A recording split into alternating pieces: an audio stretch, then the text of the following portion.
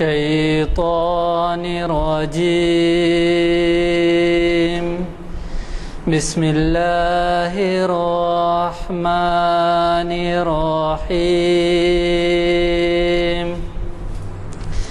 ألم تر كيف فعل ربك بأصحاب الفيل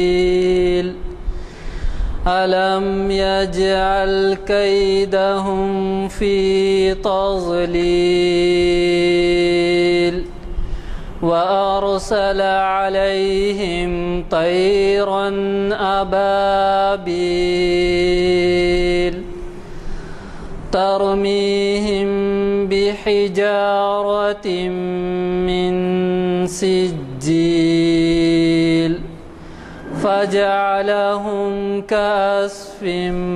مأكول صدق اللہ العظیم۔ حضرات، جیسے کہ آپ واقف ہیں، آج ہماری یہ محفل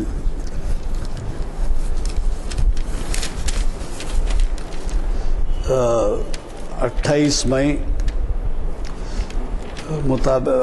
مئی 2012 مطابق رجب کی بعنوان حقوق و فرائض شریعت کی میزان میں منعقد ہو رہی ہے، اور اسے آپ کے جانے پہچانے مقرر اور شریعت کے انفارمیشن کے ایک اسکالر پروفیسر سید راشد نسیم ندوی صاحب مخاطب کر رہے ہیں۔ آپ ان کے کئی خطابات یہاں پہ سن چکے ہیں، اور آپ اچھی طریقے سے جانتے ہیں کہ انہوں نے اپنے ہر خطاب میں عنوان سے انصاف کیا ہے۔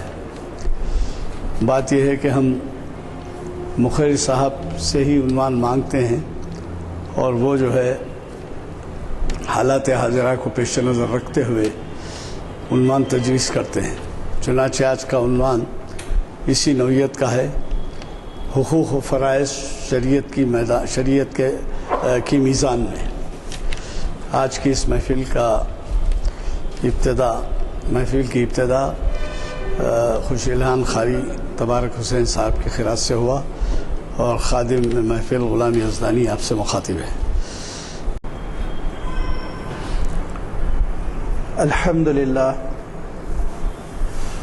الحمدللہ رب العالمین،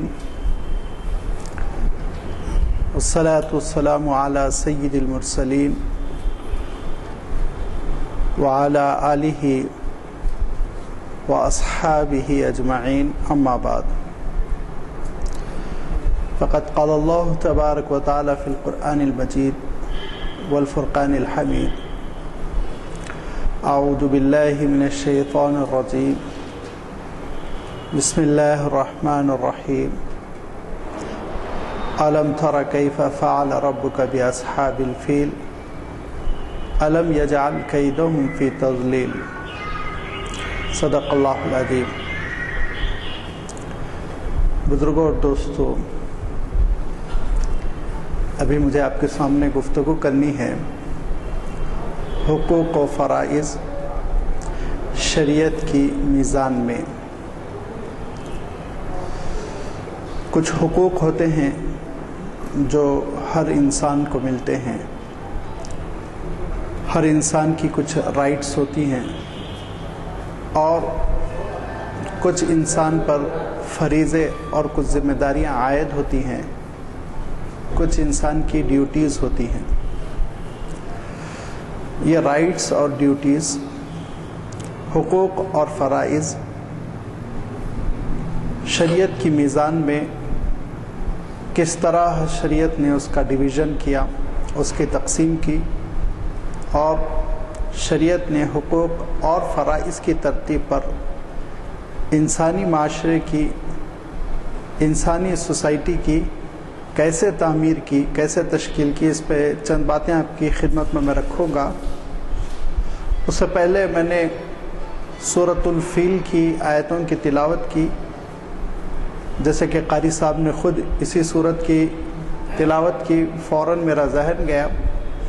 کہ یہ سورت جس واقعے کو اشارہ کرتی ہے وہ واقعہ بھی حقوق اور فرائض کا ایک حسین تصور پیش کرتا ہے۔ تاریخ کا مشہور واقعہ جو تفسیر کی کتابوں میں، سیرت کی کتابوں میں آپ کو ملے گا، اس کی تفصیل میں یہاں نہیں بیان کروں گا، لیکن میں اشارہ کرتا ہوں کہ ابرہہ کے لشکر نے جب مکہ مکرمہ کا ارادہ کیا اور ان کی نیت تھی کہ بیت اللہ کو، کعبہ شریف کو ڈھا دیں، تو لشکر جب مکے کے قریب پہنچ گیا اور ایک خاص مقام پر ان کا پڑاؤ ہوا، تو اس موقع پہ حضور اکرم صلی اللہ علیہ وسلم کے دادا ہاشم وہ ابرہہ کے پاس آتے ہیں۔ ابرہہ کے سپاہیوں نے، پہرے داروں نے بتایا کہ مکے کے سب سے اہم سردار آپ سے ملنے کے لیے آئے ہوئے ہیں، قریش کے سب سے اہم سردار آپ سے ملنے کے لیے آئے ہوئے ہیں۔ ابرہہ فوراً متنبہ ہوا، پورے اعزاز کے ساتھ ان کو بلایا اور اپنے قریب بٹھایا، اور وہ سوچ رہا تھا کہ کوئی فیصلہ کن بات ہاشم کریں گے، لیکن ہاشم نے جو بات کی وہ عجیب و غریب تھی۔ انہوں نے کہا کہ تمہارے سپاہیوں نے میرے چند اونٹ اڑا لیے ہیں، میرے چند اونٹ غصب کر لیے ہیں، قبضہ کر لیا ہے، وہ اونٹ، وہ جانور، وہ بکریاں مجھے واپس لوٹا دو۔ تو ابرہہ نے کہا آپ کی عزت میرے دل میں بہت زیادہ تھی، آپ قریش کے اہم سردار تھے، اور میں سمجھ رہا تھا کہ آپ اپنے اس خانہ خدا کی بات چیت کریں گے، کعبے کی بات چیت کریں گے، جس کے آپ لوگ متولی ہیں، جس کے آپ لوگ خادم ہیں، آپ نے تو اونٹ اور بکریوں کی بات کی۔ تو اس پر ہاشم نے جواب دیا کہ ان للبیت ربا سیحمیہ، کہ اس گھر کا رب ہے، پروردگار ہے، وہ گھر کو بچائے گا۔ میں اونٹ اور بکریوں کا مالک ہوں، اونٹ اور بکریوں کی میں سوچ رہا ہوں۔ ان کا یہ بھروسہ، اللہ کی ذات پہ توکل، یہ ان کی ڈیوٹی تھی، اور اس کا نتیجہ جو اللہ تعالیٰ نے اپنے ذمے لیا وہ یہ کہ الم یجعل کیدہم فی تضلیل، کہ اللہ تعالیٰ نے لشکر کی تدبیر کو ناکارہ کیا، ارسل علیہم طیرا ابابیل، پرندوں کے جھنڈ کو بھیجا، اور ان پرندوں کے جھنڈ نے ترمیہم بحجارۃ من سجیل، چھوٹی چھوٹی کنکریوں کی بارش کر دی، اور اس کے بعد فجعلہم کعصف معکول، ایسا لشکر پڑا ہوا تھا جیسے کسی گائے، بھینس، کسی جانور نے چارہ کھایا ہو اور چارہ پھیلا دیا ہو چاروں طرف، کھایا ہوا چارہ جیسے کہ پھیلا ہوا ہوتا ہے، کعصف معکول، کھائے ہوئے چارے کی طرح وہ پڑے ہوئے تھے چاروں طرف، ان کے اعضاء کے ٹکڑے بکھرے ہوئے تھے۔ تو فرائض اور رائٹس، حقوق، یہ دونوں کی تشریح آپ دیکھیں۔ سب سے پہلی بات یہ کہ جب فرائض اور حقوق کا ہم تذکرہ کرتے ہیں تو ہمارے ذہن میں ایک حد تک محدود بات آتی ہے کہ ایک گھریلو زندگی، ایک مملکت کی زندگی، ایک شہری کے حقوق، ایک شوہر کے حقوق، ایک بیوی کے حقوق، بچوں کے حقوق، والدین کے حقوق، لیکن شریعت نے حقوق اور فرائض کو اس وسیع تصور میں پیش کیا ہے اور اس وسیع تناظر میں پیش کیا ہے کہ اس کے بعد پھر کوئی چھوٹ نہیں جاتا، کوئی نہیں بچتا۔ اور آپ دیکھیں گے کہ ہر ایک کے حقوق اور ذمہ داریاں ہیں، اور ہر فرد اپنا حق ادا کرے تو لازمی بات ہے، اپنی ذمہ داری ادا کرے تو پھر اس کو لازمی بات ہے دھیرے دھیرے اس کا حق اس کو ملتا چلا جائے گا۔ مثال کے طور پہ جیسے بھی میں نے تذکرہ کیا کہ ایک مملکت ہے، ایک حکومت ہے، ایک ملک ہے، اور اس ملک کی عوام اس کے افراد ہیں، ہم لوگ ہیں، ہندوستان کے شہری ہیں، تو ہماری کچھ ذمہ داریاں ہوتی ہیں، ہمارے کچھ حقوق ہوتے ہیں۔ ہم یہ سمجھتے ہیں کہ ہمارا حق ہے کہ ہم کو یہاں رہنے کے لیے ٹھکانہ ملے، ہم کو یہاں راشن ملے، ہم کو یہاں جینے کی ضرورتیں میسر ہوں، یہ ہمارا تصور ہے۔ اس کے بعد پھر ہماری ذمہ داریاں بھی ہوتی ہیں۔ ہماری ذمہ داریاں یہ ہے مثلاً ہم اس ملک کی ترقی میں حصہ لیں، اس کے قانون کی پابندی کریں، مثلاً یہ کہ ہم یہاں امن پسند شہری بن کر رہیں، ہم کوئی ایسا کام نہ کریں جس کی وجہ سے اس ملک میں کوئی پریشانی ہوتی ہو. ہم ضد کریں کہ ہم سعودیہ کی طرف ٹریفک چلائیں گے، لہذا میں میری کار تو میں میری وہیکل تو میں میری بائک تو رائٹ سے لے کے چلوں گا. نہیں، آپ کی ذمہ داری بنتی ہے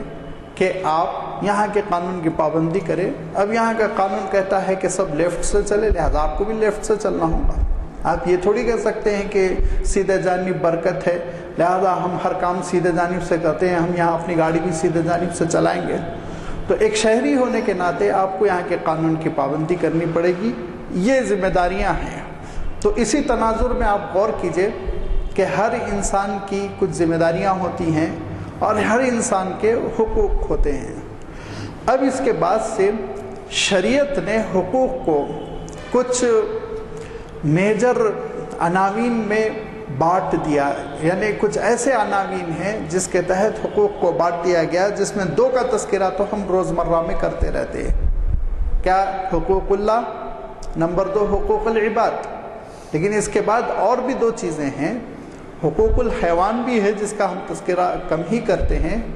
اور پھر اس کے ساتھ ساتھ غیر جانداروں کے بھی اپنے حقوق ہے جس کے سلسلے میں بڑی وضاحتیں ہیں، شریعت میں واضح ہدایتیں ہیں. حیوانات کے حقوق، اس کے سلسلے میں قرآن پاک بھی رہنمائی کرتا ہے، حضور اکرم صلی اللہ علیہ وسلم بھی رہنمائی فرماتے ہیں. دیگر مخلوقات کے حقوق، درخت کے حقوق کیا ہیں، راستے کے حقوق کیا ہیں، اس کا بھی تذکرہ آپ کو ملے گا. اور بھی بہت ساری چیزیں ہیں کہ یہ لمبا موضوع ہے. میں آپ کی خدمت میں یہ رکھنا چاہ رہا ہوں کہ شریعت نے جو حقوق کی تقسیم کی تو سب سے پہلے تو اللہ تعالیٰ کے حقوق یاد دلائے گئے کہ تم اللہ تعالیٰ کے حقوق ادا کرو. اور جب تم اللہ تعالیٰ کے حقوق ادا کرو گے، جب تمہارے اوپر جو ذمہ داریاں عائد ہوتی ہیں تم وہ پورا کر لو گے، تو اس کے نتیجے میں یہ لفظ استعمال نہیں کرنا چاہیے لیکن مفہوم اخذ کرنے کے لیے میں عرض کر رہا ہوں کہ اللہ تعالیٰ اپنی ذمہ داریوں کو پورا کرے گا. اللہ تعالیٰ کو تھوڑی کوئی ذمہ دار بنا سکتا ہے، نعوذ باللہ، اس کی ذات تو ماورا ہے کہ وہ کسی کی پابند ہو جائے. لیکن اللہ تعالیٰ نے خود اپنے لیے وعدے کیے ہیں. ان وعدوں کے تناظر میں، پس منظر میں آپ کہہ سکتے ہیں کہ پھر اللہ تعالیٰ اپنی ذمہ داریاں پوری کرے گا. اور اس کی بہترین مثال حضور اکرم صلی اللہ علیہ وسلم کا وہ ارشاد ہے کہ حضرت معاذ رضی اللہ تعالیٰ عنہ کے ساتھ جا رہے ہیں. حضرت معاذ رضی اللہ تعالیٰ عنہ کہتے ہیں کہ میرے اور حضور اکرم صلی اللہ علیہ وسلم کے درمیان صرف کجاوے کے پچھلی وہ لکڑی ہے جو پیچھے لگی رہتی ہے ٹیک لینے کے لیے، اور کوئی چیز میرے اور اللہ کے رسول کے درمیان حائل نہیں. ایک ہی اونٹ پر آپ، ایک ہی سواری پر آپ صلی اللہ علیہ وسلم سامنے ہیں، بیچ میں کجاوے کی لکڑی ہے، اس کے پیچھے حضرت معاذ بیٹھے ہوئے ہیں. اس موقع پہ حضور اکرم صلی اللہ علیہ وسلم پوچھتے ہیں، یا معاذ اتدری ما حق اللہ علی العباد، اے معاذ کیا تم کو یہ معلوم ہے کہ بندوں پر اللہ تعالیٰ کے کیا حقوق عائد ہوتے ہیں؟ حضرت معاذ نے کہا اللہ و رسولہ عالم، اللہ اور اس کا رسول زیادہ واقف ہے.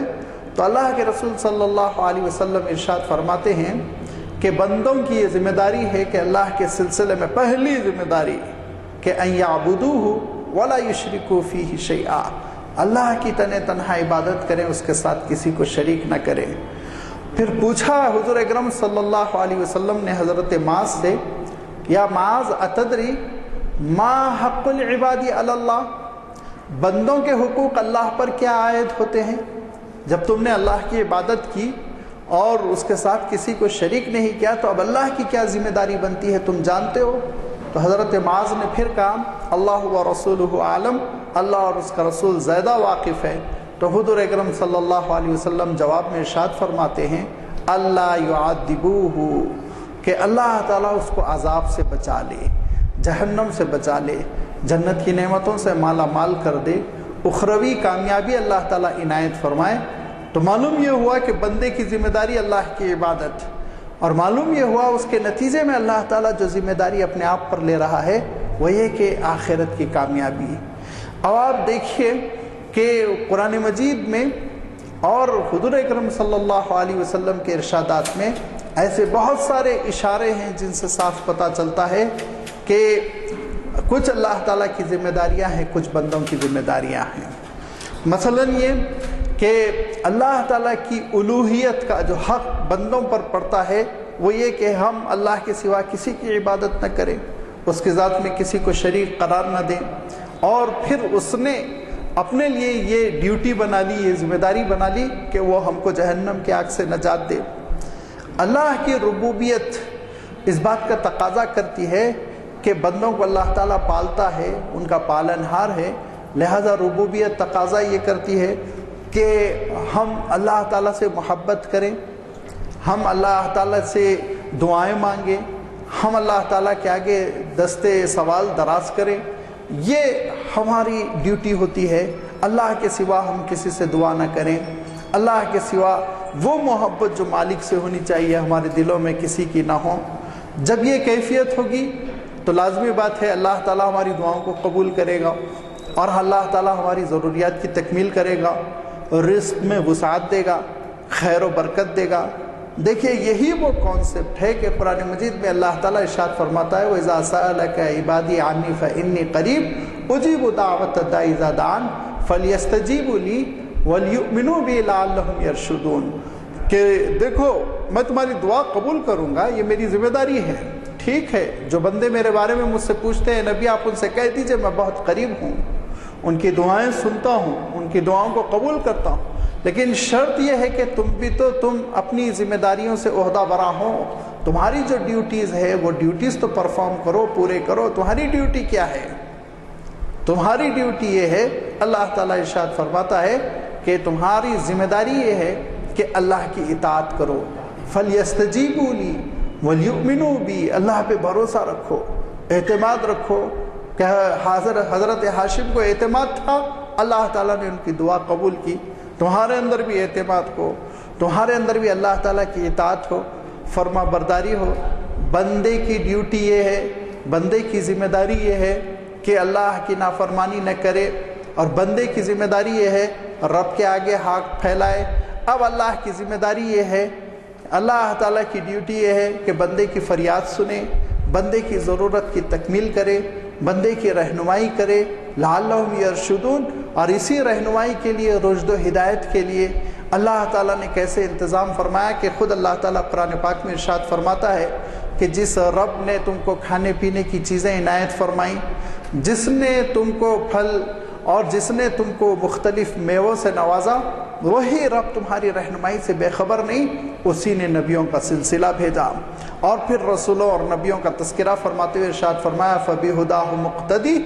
اب تم ان کی اقتداء کرنا، تم ان کی پیروی کرنا۔ تو معلوم یہ ہوا کہ اگر بندہ اپنی ڈیوٹی پوری کرے تو پھر اللہ تعالیٰ ضرور اپنی ڈیوٹی پوری کرے گا۔ اللہ تعالیٰ حضور اکرم صلی اللہ علیہ وسلم ارشاد فرماتے ہیں کہ ایک صاحب دعا کر رہے ہیں، ہاتھ پھیلائے ہوئے یہ کہہ رہے ہیں کہ اللہ میرا یہ کام بن جائے، اللہ میرا یہ کام بن جائے۔ حضور اکرم صلی اللہ علیہ وسلم ارشاد فرماتے ہیں بڑی گریہ وزاری کے ساتھ دعا کر رہے ہیں، لیکن ان کا عالم یہ ہے کہ مطعمہ حرام ومشربہ حرام وملبسہ حرام فأنا یستجاب لہ، کپڑے تو ان کے حرام کے ہیں،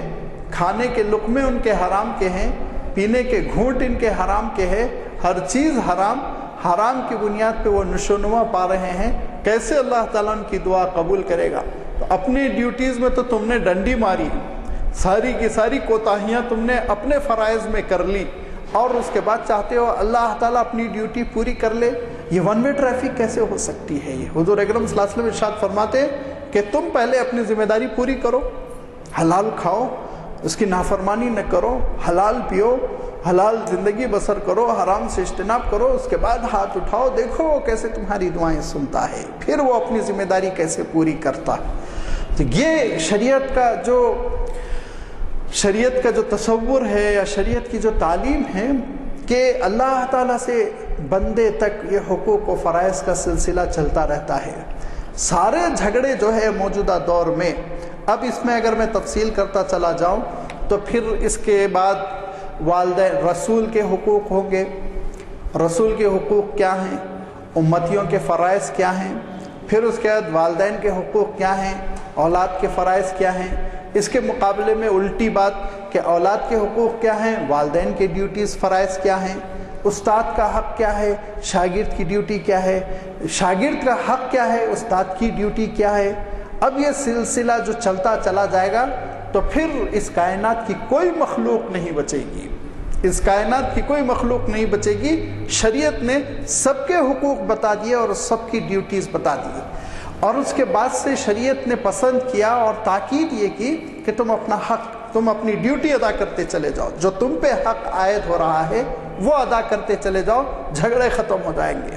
جھگڑے ختم ہو جائیں گے۔ اب میں تنخواہ لیتا چلا جاؤں اپنی سرکار سے، اپنی یونیورسٹی سے، پڑھانے میں کوتاہی کروں، اپنی ڈیوٹی میں ڈنڈی ماروں، حاضری میں ڈنڈی ماروں، اور وہاں جو دفتری کام کاج ہے وہ بالکل نہ کروں، اس میں نیل تنخواہ پوری لینے کی کوشش کروں۔ سوچیے آپ، تو ڈیوٹیز اس میں تو ڈنڈی مار جاؤں، اور فرائض اس میں تو پوری کوتاہی کر جاؤں، اور میرا جو حق ہے وہ پورا مانگوں، تو اس کا نتیجہ کیا ہوگا؟ یونیورسٹی تنخواہ کاٹے گی، برطرف کرے گی، اور میرے پرموشنز روکے گی، اور میری اور بھی جو حقوق یونیورسٹی پہ عائد ہوتے ہیں اس میں وہ ڈنڈی مارے گی۔ اس کے بعد نتیجہ کیا نکلے گا؟ نتیجہ یہ نکلے گا میں بھاگتے ہوئے ایڈوکیٹ صاحب کے پاس آؤں گا، کیس دائر کروں گا، مقدمہ کورٹ میں جائے گا، جھگڑا دونوں کا ہوتا رہے گا۔ یہ ہے دنیا میں سارے جھگڑے۔ شوہر اپنے ڈیوٹیز ادا کرنے میں ڈنڈی مار رہا ہے، حقوق پورے مانگ رہا ہے، حق پورا دو میرا۔ بیوی سے مطالبہ کر رہا ہے کہ گھر آنے کے ساتھ مجھے خوش کرنے کا پورا انتظام کر لو، کھانا تیار رہے، بستر تیار رہے، ہر قسم کی مجھے گھر میں سہولت مل جائے۔ اور آپ کو جو اپنی اہلیہ کے حقوق ادا کرنا چاہیے اس پہ آپ نے سوچا ایک بار بھی؟ بیوی شوہر سے مطالبہ کر رہی ہے کہ میرے پورے حقوق دو، مجھے اچھا رہنے کے لیے ٹھکانہ ملے، بہترین سے بہترین اپارٹمنٹ ملے، ویل فرنشڈ قسم کا، کھانے کے بہترین خرچے مل جائیں، اور پھر شاپنگ کے لیے پورے پیسے مل جائیں۔ اپنے حقوق پورے مانگ رہی ہیں، لیکن آپ اپنی ڈیوٹیز پوری کر رہی ہیں؟ ڈیوٹیز پوری نہیں کر رہی، شوہر کے لیے جو آپ کی ذمہ داریاں ہیں وہ پوری نہیں کر رہی، لہذا دونوں میں جھگڑے ہیں، کورٹ میں گئے ہوئے ہیں، پنچایتیں بیٹھی ہوئی ہیں، والدین اولاد سے پورا حق مانگ رہے ہیں، ہم تمہارے بڑے ہیں، پیدا کرنے والے ہیں، ہماری انکنڈیشنل اطاعت کرو، فرما برداری کرو۔ لیکن جو ذمہ داری ہے، جو آپ پر اللہ تعالیٰ نے فریضہ عائد کیا تھا اچھی تربیت کا، وہ آپ نے ادا کیا؟ اس میں آپ نے ڈنڈی ماری، تربیت کے بارے میں کبھی نہیں سوچا، کسی رات بیٹھ کے آپ نے عقیدہ نہیں بتایا، کسی رات بیٹھ کے نبیوں کا اسوہ نہیں بتایا، کسی آپ نے مرحلے میں دین کے احکام نہیں بتلائے۔ تربیت میں جب آپ نے ڈنڈی ماری تو اب جب آپ حق مانگ رہے ہیں تو آپ کے بچے آپ کا حق دینے میں ڈنڈی مار رہے ہیں، آپ کے بچے حق دینے کے لیے تیار نہیں ہیں۔ بچے ماں باپ سے پورا حق مانگ رہے ہیں کہ جیب خرچ بھی دیں، اچھا کھانا بھی دیں، اسکول انسٹیٹیوٹس کی فیس بھی ادا کریں، خواہشات بھی پوری کریں، تفریح پر جانے کے لیے خرچہ بھی کریں، لیکن جو بچوں کی ذمہ داریاں ہیں، جو ڈیوٹیز ہیں، جو فرائض ہیں، اس کی ادائیگی میں وہ کوتاہی کر رہے ہیں، ماں باپ کی بات نہیں مانتے، ماں باپ کی ضرورتوں کی تکمیل نہیں کرتے، پریشانیوں میں ان کا ساتھ نہیں دیتے، کسی خاص مسئلے میں ان کو اپنی اولاد کی مدد کی ضرورت ہے، کہیں ڈاکٹر کے پاس جانا ہے، کوئی کام ہے، آپ پوچھئے اپنے نوجوان لڑکوں سے، وہ نوجوان لڑکے کہیں گے میرے کھیل کا وقت ہو رہا ہے، میرا دوست صبح سے فون کر رہا ہے میں اب تک نہیں گیا۔ تو جو ڈیوٹی ہے اس کی وہ ڈیوٹی میں ڈنڈی مار رہا ہے، لہٰذا جھگڑا گھر کی دیواروں سے، چار دیواری سے باہر نکل رہا ہے، خاندان میں چرچے ہو رہے ہیں، خاندان سے باہر نکل رہا ہے، محلے میں چرچے ہو رہے ہیں کہ ان کی اور ان کے ابا کی نہیں بنتی، ان کا بچہ ناخلف نافرمان ہو گیا ہے، باپ کی نہیں مانتا، بدنامیاں ہو رہی ہیں، لڑائیاں ہو رہی ہیں۔ اب آپ دیکھتے چلے جائیں کہ یہ ساری لڑائیوں کی جو اصلی جڑ ہے وہ یہ کہ حکومت اپنی ڈیوٹیز ادا نہیں کر رہی ہے، حق پورا مانگ رہی ہے، عوام اپنی ڈیوٹیز پورا نہیں کر رہی ہے، حق پورا مانگ رہی ہے، والدین اپنی ڈیوٹی پوری نہیں کر رہے ہیں، حق پورا مانگ رہے ہیں، اولاد اپنی ڈیوٹی پوری نہیں کر رہے ہیں، حق پورا مانگ رہے ہیں، زوجین کے حقوق کا مسئلہ یہی ہے، سوسائٹی کے پڑوسی کے حقوق کا مسئلہ یہی ہے، جس کی وجہ سے ایک انتشار کی سی کیفیت ہے، اور آج موجودہ سوسائٹی میں محبتوں کی جگہ نفرتوں کا راج ہے۔ لوگ حکومت اور عدالت کے فیصلوں میں بندھے ہوئے زندگی بسر کرنا چاہ رہے ہیں، روابط کی بنیاد پر زندگی نہیں ہے، خوشیوں کی بنیاد پر فیصلے نہیں ہیں۔ لیکن شریعت کا مزاج یہ ہے، شریعت نے یہ کہا کہ تم اپنا حق اور تم اپنا فریضہ پوری طرح ادا کرتے چلے جاؤ۔ جب تم فریضہ پوری طرح ادا کرتے چلے جاؤ گے تو سامنے والا شخص بھی اپنا فریضہ جب پوری طرح ادا کرتا چلا جائے گا تو آپس میں تمہارے اور ان کے درمیان جھگڑا ہی نہیں ہوگا۔ اتفاقاً ہم تیسری دنیا کے ممالک تو اسی جھگڑوں میں پڑے ہوئے ہیں۔ ترقی یافتہ ممالک نے اپنے اندر یہ نظام پیدا کر لیا کہ ہر آدمی اپنے ڈیوٹیز سے واقف ہے، پوری طرح ڈیوٹی انجام دے رہا ہے، پوری طرح ڈیوٹی انجام دے رہا ہے۔ اس کی مثال دی گئی کہ جاپان میں ایک صاحب گئے اور ایک میکینک سے معلومات حاصل کرنا چاہ رہے ہیں جو اس وقت ڈیوٹی پہ ہے۔ ایسا لگا وہ گونگا ہے، بالکل خاموش کام کرتا رہا، اور جب اس کا وقت ہو گیا مشین بند کر دی تو ان سے کہنے لگا تمہارے ملک میں ملازمین کام کے ساتھ بات چیت بھی کرتے ہیں کیا؟ بڑی حیرت سے اس نے یہ پوچھا، اور غالباً ٹائمز آف انڈیا میں کسی میگزین میں یہ واقعہ شائع ہوا کہ سفر نامے کے مرتب کرنے والے نے یہ کہا کہ بعد میں وہ مجھ سے بڑی حیرت سے پوچھتا ہے آپ کے ملک میں ملازمین کام کے ساتھ بات چیت بھی کرتے ہیں کیا؟ وہ جانتے ہیں ان کی ڈیوٹیز کیا ہے، لہٰذا وہ اپنی ڈیوٹی ادا کرنے میں لگے ہوئے ہیں، اور ان کی حکومت جاتی ہے اس کی ڈیوٹی کیا ہے، وہ اپنی ڈیوٹی ادا کر رہی ہے، تنخواہ برابر دے رہی ہے، پرموشن برابر دے رہی ہے، یہ کام پورا کر رہا ہے، ملک ترقی کر رہا۔ ہمارے پاس بالکل برعکس، جھگڑے ہی جھگڑے ہیں۔ جبکہ حضور اکرم صلی اللہ علیہ وسلم کی تربیت کیا ہے آپ غور کریں۔ حضور اکرم صلی اللہ علیہ وسلم کی تربیت بڑی عجیب و غریب۔ دو روایتیں ہیں، مفہوم بالکل ملتا جلتا ہے، ایک حضرت اسید ابن حضیر رضی اللہ تعالیٰ عنہ کی ہے اور ایک حضرت عبداللہ ابن مسعود رضی اللہ تعالیٰ عنہ کی ہے۔ دونوں بڑے جلیل القدر صحابی ہیں۔ حضرت عبداللہ ابن مسعود رضی اللہ تعالیٰ عنہ ان 4 عبداللہوں پر ہے جس پر کہ علوم نبوت کی بنیاد ہے۔ جیسے حکومت نبوت کی بنیاد 4 خلفاء پر ہے، ایسے ہی علوم نبوت کی بنیاد 4 عبداللہ پر ہے۔ اس میں حضرت عبداللہ ابن عباس، حضرت عبداللہ ابن مسعود، حضرت عبداللہ ابن عمیر، حضرت عبداللہ ابن عمر اور حضرت عبداللہ ابن زبیر، یہ 4 عبداللہ ہیں جو علوم نبوت کے شارح ہیں۔ یہ حضرت عبداللہ ابن مسعود کی روایت ہے، اور یہی مفہوم کی روایت حضرت اسید ابن حضیر رضی اللہ تعالیٰ عنہ کی ہے۔ یہ بھی انصاری صحابی ہیں، بہت حضور اکرم صلی اللہ علیہ وسلم کے قریبی اور بہت ہی عجیب و غریب شان والے۔ ان کے 2 واقعات سیرت کی کتابوں میں بہت مشہور ہے، آپ نے سنا ہوگا۔ ایک واقعہ تو یہ کہ بڑے باغ و بہار تھے، لطیفے سنایا کرتے تھے، اور ایک مرتبہ ایک مجمع ہے، اس مجمع میں ہنسا رہے ہیں، لطیفے سنا رہے ہیں، گرمی کا زمانہ ہے، چادر ڈالے ہوئے ہیں اور بدن کھلا ہوا ہے۔ حضور اکرم صلی اللہ علیہ وسلم پیچھے سے گزرنے لگے، ایک چٹکی لی حضور اکرم صلی اللہ علیہ وسلم نے کمر میں، کہا کیا کر رہے ہو؟ تو کہا اوازیتنی یا رسول اللہ، اللہ کے رسول آپ نے تو بڑی تکلیف پہنچا دی۔ تو حضور نے پوچھا کیا انتقام لوگے؟ تو کہا انتقام تو لوں گا، وَلَكُمْ فِي الْقِصَاصِ حَيَاتٌ، بدلہ تو لوں گا میں۔ تو حضور نے کہا ٹھیک ہے چٹکی کاٹ لو۔ کہا میری پیٹھ تو ننگی ہے، آپ کی پیٹھ پہ تو قمیض ہے۔ تو حضور اکرم صلی اللہ علیہ وسلم نے اپنی قمیض مبارک اٹھائی، کہا تم اپنا بدلہ لے لو۔ تو انہوں نے مہر نبوت کو چوما اور کہا بہت زمانے سے آرزو تھی اللہ کے رسول، آج موقع ملا۔ یہی وہ حضرت اسید ابن حضیر ہیں۔ اور ان کا دوسرا واقعہ بھی بہت بڑے سردار تھے، یہ انصاری صحابہ کے بہت بڑے قبیلے کے سردار تھے، اور یہ قرآن مجید کی تلاوت کر رہے ہیں، تہجد کا وقت ہے، اور گھوڑی جو آنگن میں بندھی ہوئی ہے وہ اچھل رہی ہے، اتنا اچھل رہی ہے کہ ان کو یہ ڈر ہوا کہ ان کے بیٹے یحییٰ جو سو رہے ہیں ان کے اوپر گھوڑی نہ چڑھ جائے، لہذا انہوں نے تلاوت روک کے گھوڑی کو، یعنی نماز میں تھے، سکتے میں رہے تو گھوڑی خاموش ہو گئی، پھر تلاوت شروع کی، پھر گھوڑی اچھلنا شروع کر دی، پھر رک گئے، پھر تلاوت کی، پھر گھوڑی اچھلنا شروع کر دی، نماز جلدی سے ختم کی، اور آسمان کی طرف دیکھا تو قندیلیں جیسے اوپر جا رہی ہیں آسمان کی طرف۔ حضور اکرم صلی اللہ علیہ وسلم کی خدمت میں حاضر ہوئے اور پورا واقعہ سنایا تو حضور اکرم صلی اللہ علیہ وسلم فرماتے ہیں کہ اسید یہ تمہاری تلاوت کو فرشتے سن رہے تھے، تلک الملائکہ تستمع الیک،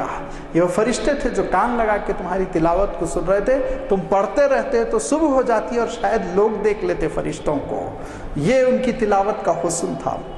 یہ حضرت اسید کیا فرماتے ہیں؟ حضرت اسید ابن حضیر رضی اللہ تعالیٰ عنہ فرماتے ہیں کہ کچھ انصاری صحابہ حضور کی خدمت میں حاضر ہوئے،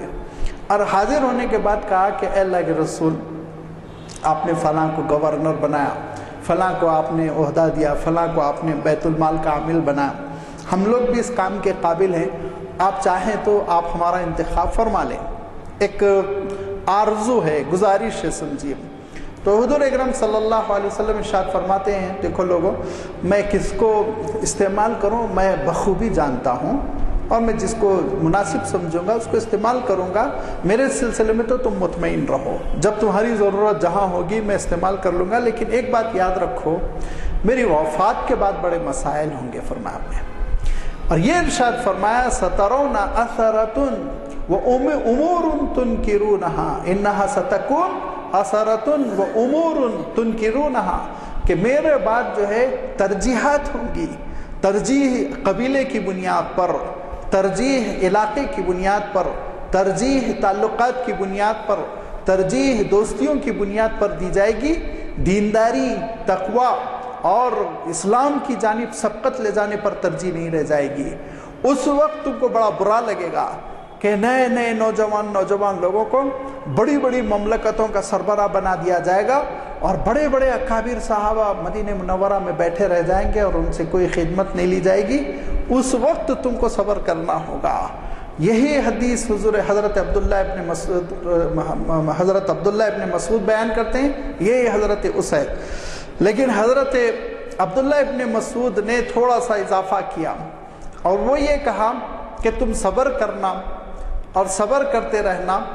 اور اس کے بعد ایک جملہ فرمایا، حضرت اسید فرماتے ہیں حضور نے فرمایا اس وقت تک صبر کرنا جب تک کہ میری اور تمہاری ملاقات حوض کوثر پر نہ ہو جائے۔ جب میری اور تمہاری ملاقات حوض کوثر پر ہوگی اور میں ساقی کوثر بن کر جب تم کو پیالہ دوں گا کوثر کا، وہ مشروب تم نوش کر لو گے، تو اس کے بعد جو دنیا میں تمہارے ساتھ ناانصافیاں ہوئی تھی، جو تم کو نظر انداز کیا گیا تھا، اور نااہل لوگوں کو تم پر جو ترجیح دی گئی تھی، اور اس کے جو صدمے تمہارے دلوں پر تھے، وہ سب کافور ہو جائیں گے، ختم ہو جائیں گے، تمہارے دل مطمئن ہو جائیں گے، تم کو سکون مل جائے گا، میری ملاقات کا تم انتظار کرنا۔ اور حضرت عبداللہ ابن مسعود رضی اللہ تعالیٰ عنہ فرماتے ہیں یہ بھی ارشاد فرمایا جس کا جو اہم جملہ میں آج کے لیے آپ کے سامنے بیان کرنا چاہ رہا ہوں، کہ آپ صلی اللہ علیہ وسلم نے ارشاد فرمایا تؤدون الحق الذی علیکم وتسألون اللہ الذی لکم، جو حق تم پر عائد ہوتا ہے، جو تمہاری ڈیوٹی بنتی ہے، جو تمہاری ذمہ داری بنتی ہے، وہ پورا ادا کرنا۔ تمہارا جو حق ہوگا، جو تم کو ملنا چاہیے، تمہارا جو فائدہ ہوگا، تمہاری جو منفعت ہوگی، اس کے سلسلے میں صبر کرنا، وہ اللہ کے ذمے چھوڑ دینا۔ تو مزاج یہ بنایا اللہ کے رسول صلی اللہ علیہ وسلم نے، اپنی ڈیوٹی تم پوری کرتے رہو، اپنی ڈیوٹی تم پوری کرتے رہو گے، اپنی ذمہ داری تم بجا لاتے رہو گے، تو پھر جو تمہارا حق ہوگا، جو تمہارے حقوق دوسروں کے ذمے ہوں گے، وہ اللہ کے ذمے ہوں گے، اللہ تعالیٰ غیب سے ان کی تکمیل فرمائے گا۔ نہیں روک سکیں گے لوگ تمہارے پرموشن کو، نہیں روک سکیں گے لوگ تمہاری ترقیوں کو، اور نہیں روک سکیں گے لوگ تمہاری برکتوں کو، تمہاری خوشیوں کو۔ اور جب مکے کے لوگ روکیں گے تو مدینے کے لوگ تمہارے حقوق ادا کرنے کے لیے کھڑے ہو جائیں گے۔ جب تم کو ایک جگہ پر تمہارا اپنا منصب نہ ملے، عہدہ نہ ملے، تمہاری ضروریات نہ ملے، تمہاری خوشیاں نہ ملے، دوسرے علاقے سے، دوسرے فرد کے ذریعے سے، دوسرے خاندان کے ذریعے سے اللہ تعالیٰ اس کی تکمیل کرا دے گا۔ اگر آج ہمارا معاشرہ اس حقیقت کو سمجھ لے، جس پازیٹیو انداز میں جینے کا حضور اکرم صلی اللہ علیہ وسلم نے قرینہ دیا، تربیت فرمائی، اس کو اگر آج ہم سمجھ لیں، شوہر اپنا حق ادا کرتا چلا جائے اور یہ تصور کرے، اور تصور نہیں بلکہ یہ اللہ کی ذات پر بھروسہ اور توکل کر لے کہ اللہ میری بیوی سے جو کوتاہیاں ہو رہی ہیں میرے سلسلے میں، میرے حقوق ادا کرنے میں وہ جو کمی کر رہی ہے، اللہ میں آپ کے لیے چھوڑ رہا ہوں، اللہ تعالیٰ غیب سے اس کا ازالہ فرمائے گا۔ اور ماں باپ اپنی اولاد کی تربیت میں پوری ذمہ داری کا ثبوت دیں، اور ان پر جو ڈیوٹی ذمہ داری عائد ہوتی ہے اس کو پورا کریں، اور اس کے بعد اولاد کی نافرمانی ہے اور اولاد اس کے بعد ناخلف ہے، تو اللہ تعالیٰ سے یہ کہیں کہ مولا میری جو ذمہ داری تھی، ڈیوٹی تھی، وہ میں نے تو ادا کر دی، اب جو مجھے ملنا ہے اللہ میں آپ پر چھوڑ رہا ہوں۔ اللہ تعالیٰ ان کے اندر صلاحیت پیدا کرے گا، ان کے اندر اللہ تعالیٰ نیکیوں کا جذبہ پیدا کرے گا. اگر ان میں سے 2 بگڑ رہے ہیں تو 2 کو ایسا کر دے گا کہ وہ چاروں کی ذمہ داری نبھا دیں گے اور اتنی والدین کے لیے خوشیاں دیں گے, سہارا دیں گے, اور پیرانہ سالی میں ایسا ان کا آسرا بنیں گے کہ ساری شکایت دور ہو جائے گی. لیکن اس کے بجائے جو ہم جھگڑے کر رہے ہیں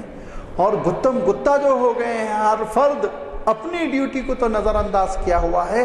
حق مانگنے کے لیے سڑکوں پر آ گیا, اسٹرائک ہو رہی ہے, احتجاج ہو رہا ہے, کورٹ میں کیسز ہو رہے ہیں, لیکن کبھی انسان یہ سوچتا نہیں کہ میں نے اپنی ڈیوٹی پوری ادا کر دی, میں اللہ کے پاس بری الذمہ ہوں, میرا ضمیر مطمئن ہے کہ جتنا مجھے کرنا چاہیے تھا میں کر چکا ہوں. یہ کبھی نہیں سوچتا, جس کی وجہ سے آپ دیکھ رہے ہیں کہ آج ہماری سوسائٹی میں بڑی تلخیاں پیدا ہو گئی ہیں, دوریاں پیدا ہو گئی ہیں. لہذا شریعت نے حقوق اور فرائض ان کی تقسیم انتہائی عمدگی کے ساتھ ٹھوس بنیادوں پر کر دی. اب بتا دیا گیا شریعت میں کہ کس کی کیا ذمہ داری ہے, اس کو وہ کیسے ادا کرے, اور یہ بھی بتا دیا گیا کہ اس کا حق کیا بنتا ہے اور اس کا حق اس کو کہاں سے ملے گا.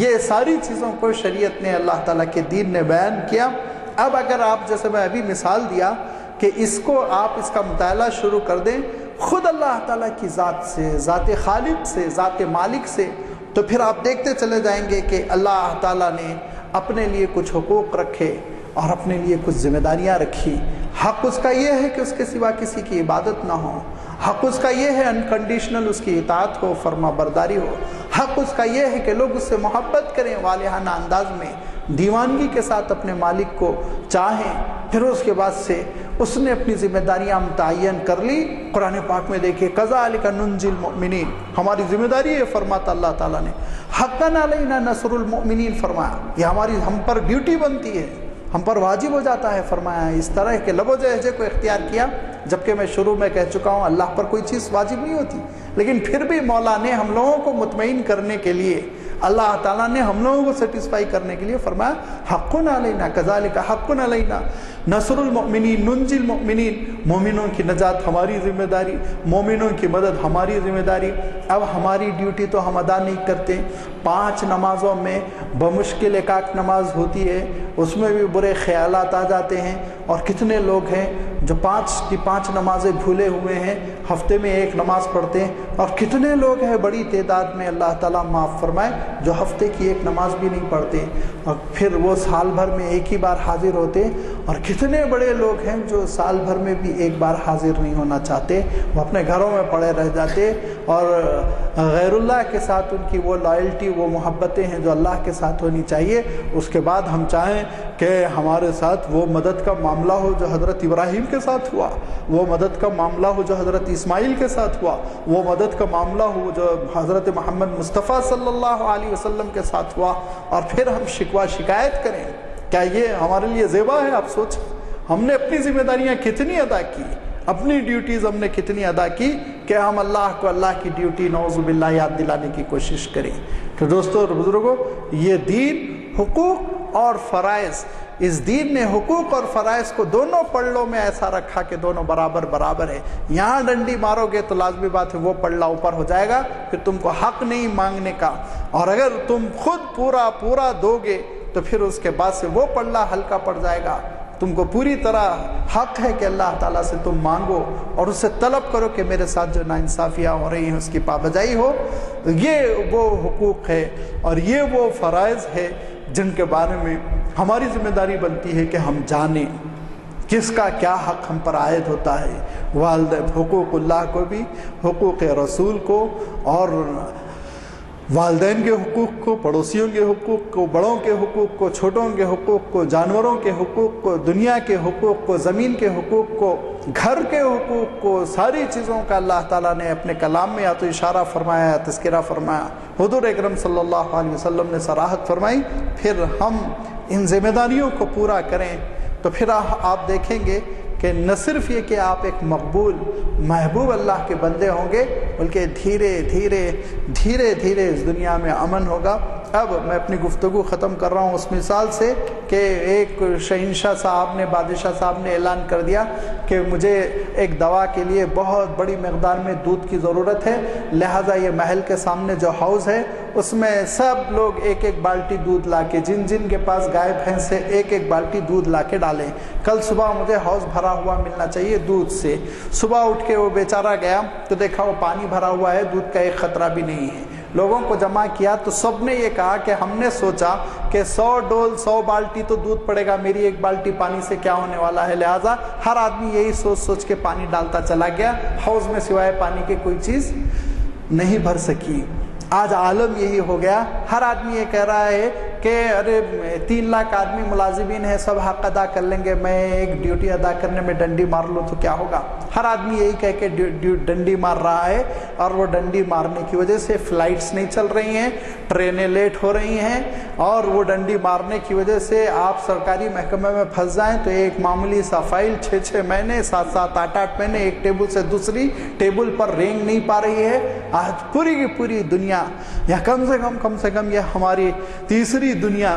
شکار ہو چکی ہے مسائل کا، مصیبتوں کا۔ تمدن تہذیب پنپ نہیں پا رہی ہے، ترقی نہیں کر پا رہی ہے، اور قانون کی بالادستی ختم ہو چکی ہے، اور نفرتوں کی دیواریں ہیں، اور جھگڑوں کا راج ہے، اور عدالتوں کا عالم یہ ہے کہ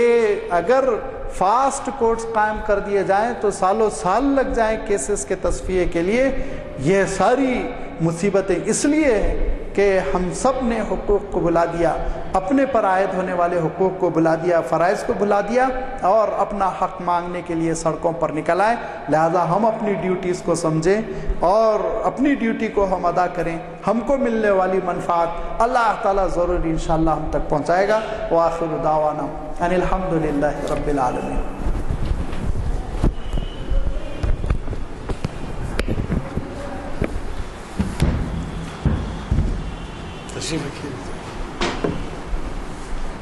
عنوان سے انصاف کرتے ہیں۔ آپ نے محسوس کر لیا ہوگا کہ ان کے خطاب کی روشنی میں ہم میں کتنی کمیاں ہیں اور کتنی کوتاہیاں ہیں۔ اللہ توفیق دے کہ ہم سب ان کے مشوروں پر عمل کریں۔ میں نے جیسے کہا پرسوں کے خطاب میں ضرور تشریف لائیے، وہ فخر عالم ہاشمی نامی بڑے اسکالر ہیں، ان کا خطاب رہے گا۔ میں اگر آپ حضرات میں سے کوئی سوال کرنا چاہیں تو اجازت ہے، سوال کر سکتے ہیں، مخرج صاحب جواب دیں گے اس کو۔ كما ينبغي لجلال وجهك وعظيم سلطانك والصلاة والسلام على حبيبك ورسولك محمد عليه وأصحابه۔ ربنا ظلمنا أنفسنا وإن لم تغفر لنا وترحمنا لنكونن من الخاسرين۔ ربنا لا تؤاخذنا إن نسينا وأخطأنا، ربنا ولا تحمل علينا إصرا كما حملته على الذين من قبلنا، ربنا ولا تحملنا ما لا طاقة لنا به، واعف عنا واغفر لنا وارحمنا أنت مولانا فانصرنا على القوم الكافرين۔ اللهم لا تفرق جمعنا هذا إلا بذنب مغفور وسعي مشكور وعمل صالح مبرور۔ اللهم إنا نسألك من كل خير ما سألك به نبيك ورسولك محمد صلى الله عليه وسلم، ونعوذ بك من كل شر ما استعاذك منه نبيك ورسولك محمد صلى الله عليه وسلم۔ ربنا تقبل منا إنك أنت السميع العليم، وارنا مناسكنا وتب علينا إنك أنت التواب الرحيم، برحمتك يا أرحم الراحمين۔ الحمد لله رب العالمين۔